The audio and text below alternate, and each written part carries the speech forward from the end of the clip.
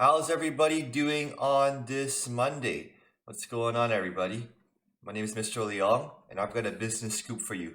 Now, if you are a Canadian, one thing that you might keep an eye on is the new federal budget.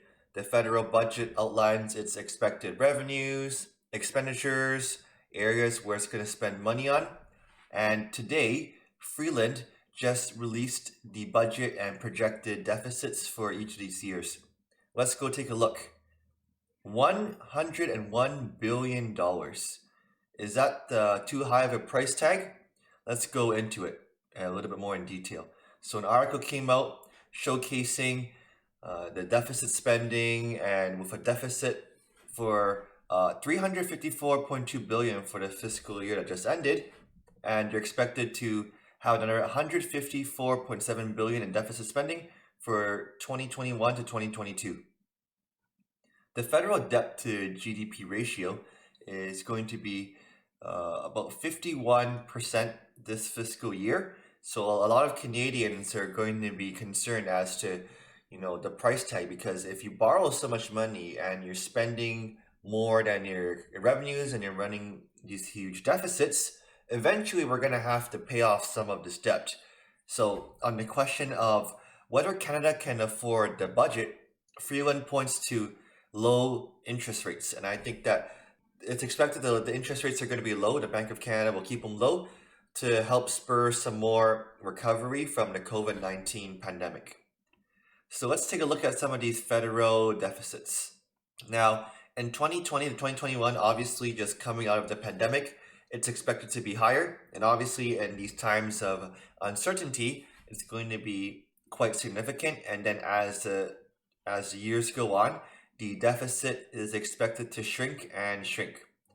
So it's important that when you spend money like this on an economy and you want to spur economic growth, there should be some long-term gains that come out of this. And as TD Deputy Chief Economist Derek Burlton has noted, these areas of expected expenditures should produce significant long-term growth benefits. Some of the significant contributions or details of the budget include childcare. And it says here, childcare is expected, they want an average of $10 a day. And, because it's subsidized, that means that, it's going to have to come out of the budget, which means probably maybe looking at higher taxes, but they do project to have some deficits. They also want to spend money on affordable childcare and more of the business subsidies, extending business supports, childcare benefits, and huge investments in green technology. And there's also billions for long-term care facilities, green initiatives, and funding for Indigenous communities. $4 billion is going to be spent over 3 years to make employment insurance more accessible and EI. So all these commitments are expected to add up $5 billion over 7 years, $30 billion over 5 years, and the extended business supports another $12.1 billion. So the debt to GDP ratio is expected to fall as the deficits shrink, and they fall to 1.1%. Let's take a look at another article which has a nice summary as well. Okay. They also want to increase the federal minimum wage, more green investments, and a national child care plan.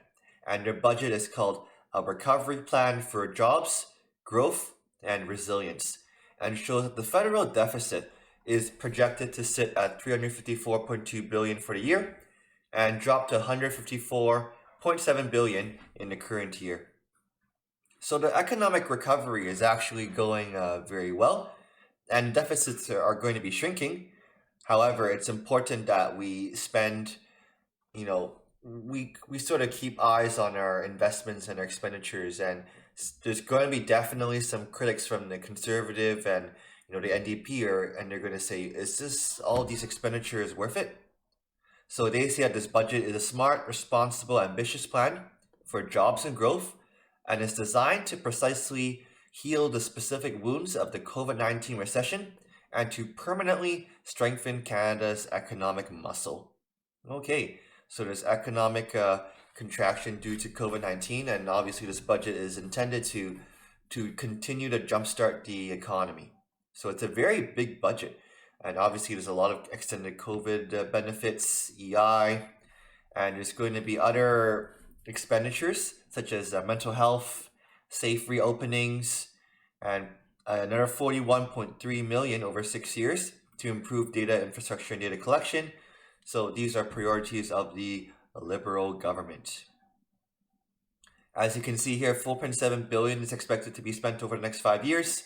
International COVID-19 response, long-term care facilities, health system recovery, mental health, reopening borders, other investments, and research and science. So a childcare $10 plan is expected, and they are also attempting to increase the federal minimum wage as well. So let me know what you think about the budget. It says there $15 an hour federal minimum wage rising with inflation. This is a very substantial budget, and this could have implications on the Canadian economy over the next few years. Let me know what you think. Thanks for tuning in, and I will see you later. Okay, thank you, and bye-bye.